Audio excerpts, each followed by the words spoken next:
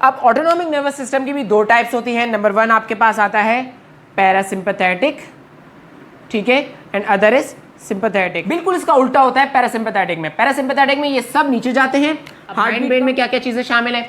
Hind brain में आपके शामिल है सबसे पहले ये मेड्यूला का पार्ट, इसको कहते हैं मेड्यूला, सही है। इसके बाद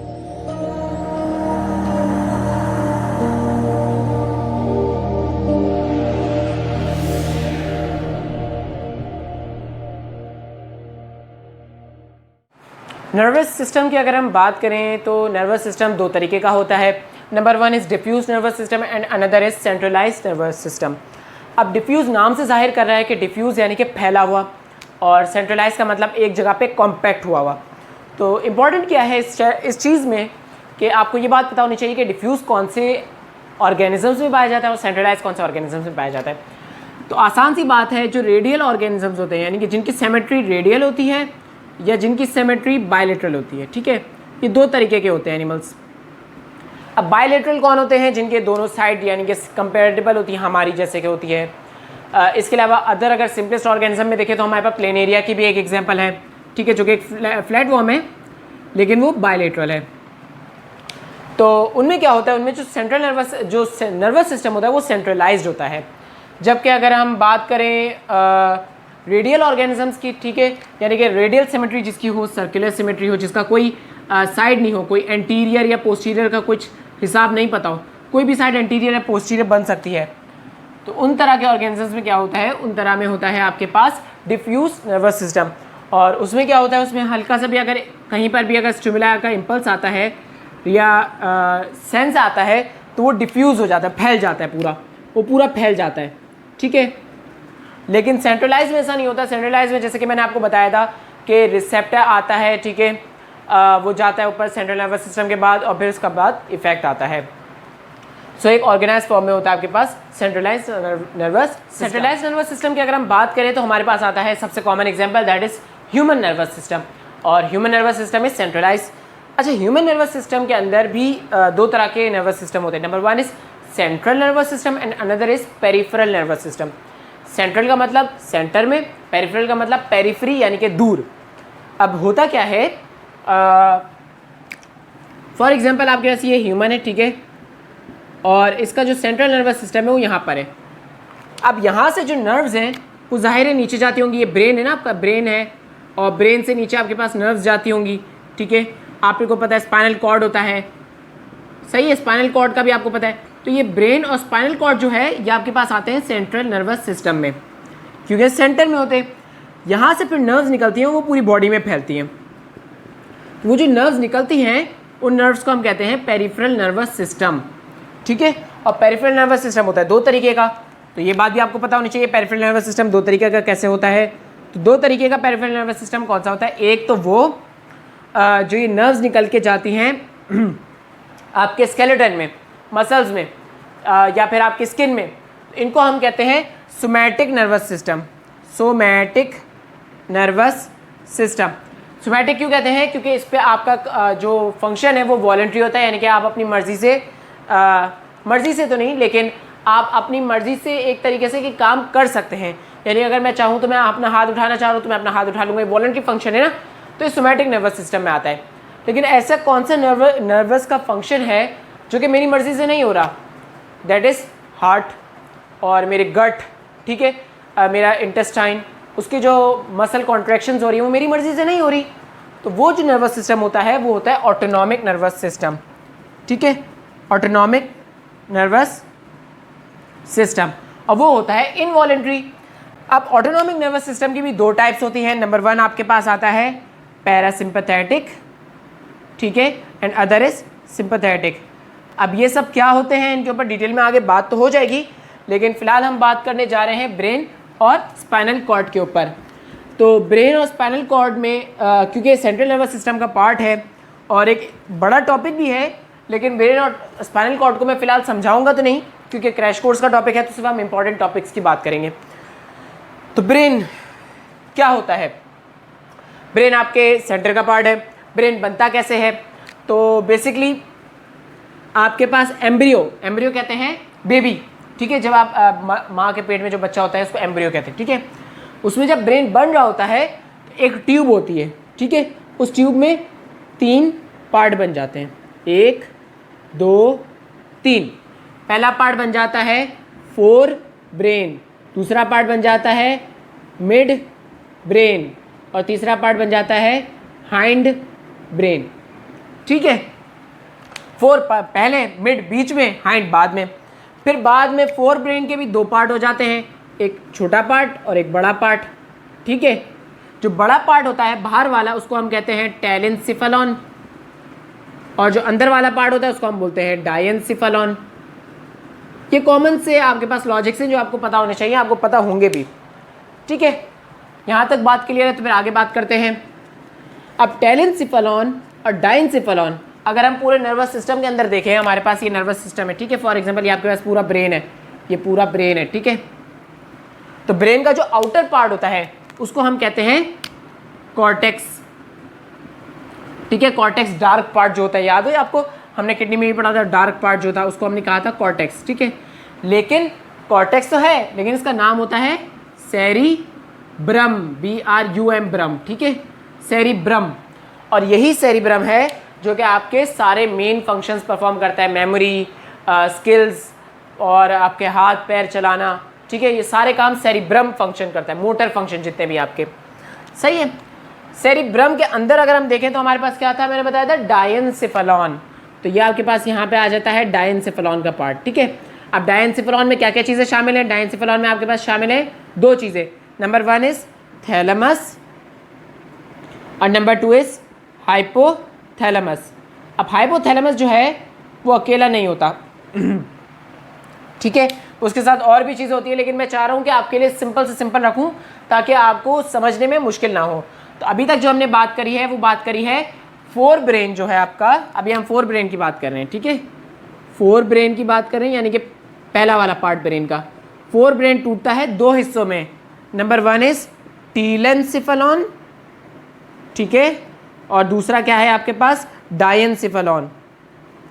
डायेंसिफेलॉन, टीलेंसिफेलॉन में आपके पास क्या था, सेरिब्रम बाहर वाला पार्ट, और डायेंसिफेलॉन में आपके पास क्या था, थैलेमस हाइपोथैलेमस अंदर वाला पार्ट, ठीक है। ये नंबर 2 है और ये नंबर 1 है, सही है। यहाँ तक आसान है, यहाँ तक कुछ मुश्किल तो नहीं है।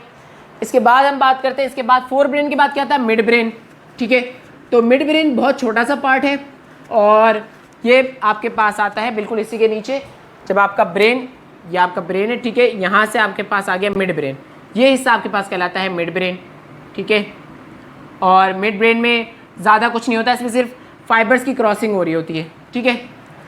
अच्छा, होता क्या है, ब्रेन जो है इसके ऊपर एक कवरिंग होती है, ठीक है, उस कवरिंग को हम कहते हैं मेनिंजेस, मेनिंजेस कहते हैं, ठीक है। स्पेलिंग देख लीजिएगा वैसे, मेनिंजेस, ठीक है। अच्छा, मेनिंजेस के बाद आता है ब्रेन, ठीक है, ये आपका ब्रेन है, लेकिन इससे पहले यहाँ पे फ्लूइड होता है एक, उस फ्लूइड को हम कहते हैं सेरिब्रोस्पाइनल फ्लूइड, उस फ्लूइड को हम कहते हैं CSF, that is cerebrospinal fluid.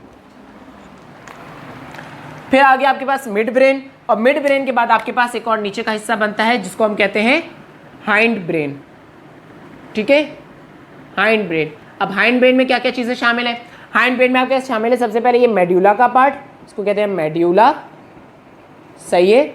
इसके बाद यहाँ पर एक बड़ा सा, यहाँ अगर देख लें, ठीक है, ये आपके पास आ गया सेरिबेलम, सेरिबेलम। और इसके बाद यहाँ पे आपके पास आते हैं, इसको हम कहते हैं पॉन्स, ठीक है। तो मेड्यूला, सेरिबेलम और पॉन्स, ये पार्ट है हाइंड ब्रेन के। फिर इसके ऊपर था मिड ब्रेन और इसके ऊपर था आपके पास फोर ब्रेन। ब्रेन में कुछ और इंपॉर्टेंट चीज़ें जो हैं जिसको याद रखना ज़रूरी है, पहली चीज़ तो ये कि जो सेरिब्रम है वो 2 साइड पे होता है, ठीक है, यानी कि 2 सेरिब्रल हेमिस्फीयर्स होते हैं आपके, इस तरीके से, एक साइड पे एक और दूसरी साइड पे एक, ठीक है, या आपके राइट और लेफ्ट दोनों होते हैं। अभी आपको ऐसा लग रहा है कि एक बड़ा एक छोटा, लेकिन ऐसा नहीं, मैं 2 साइड्स पे दिखाना चाह रहा हूँ, और वो दोनों जो कनेक्टेड होते हैं बीच में एक चीज़ से कनेक्टेड होते हैं, ठीक है, और उसको हम कहते हैं कॉर्पस कैलोसम, कॉर्पस कैलोसम। तो आपसे MCQs पूछा जा सकता है कि 2 सेरिब्रल हेमिस्फीयर्स को किसने ज्वाइन करके रखा हुआ है, तो आप बोलोगे कॉर्पस कैलोसम ने। अब हम फंक्शंस की अगर हम बात करें तो फंक्शंस आपसे पूछे जा सकते हैं, जो कि मैं रिकमेंड तो यही करूँगा कि आप बुक से भी पढ़ के जाएं, लेकिन मैं कुछ मेन फंक्शंस आपको बता देता हूं ताकि अगर आपको याद आ जाए एग्जाम में तो अच्छी बात है। तो सारे मोटर फंक्शन जो हैं, मोटर फंक्शन और सेंसरी फंक्शन जो है वो आपका सेरिब्रम परफॉर्म करेगा। मोटर फंक्शन क्या है? मेरा हाथ हिलाना, मेरा काम करना, चलना फिरना, ये सारे मोटर फंक्शन है, ये काम करता है सेरिब्रम। ठीक है, यहाँ पे आपके पास होती है सेल बॉडीज बहुत सारी, इसके अंदर मौजूद होती है सेल बॉडीज जो कि मैंने बताया था आपको, सोमा, और यहाँ से आपके पास एक्सॉन्स निकल के जा रहे होते हैं। ठीक है, तो एक्सॉन्स इस तरीके से निकल के जा रहे होते हैं।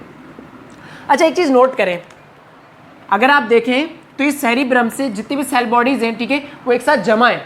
जब एक साथ जमा हो जाती हैं तो कलर कौन सा नजर आता है? कलर आता है ग्रे, डार्क कलर यार, ग्रे कलर। ठीक है, और जब ये जमा होकर नीचे की तरफ गिर आ रही होती हैं, ठीक है, यानी कि जमा होने के बाद गुच्छा बनने के बाद नीचे की तरफ जा रहे होते हैं, तो सिर्फ इसके एक्सॉन्स जा रहे होते हैं, ये फाइबर्स हैं।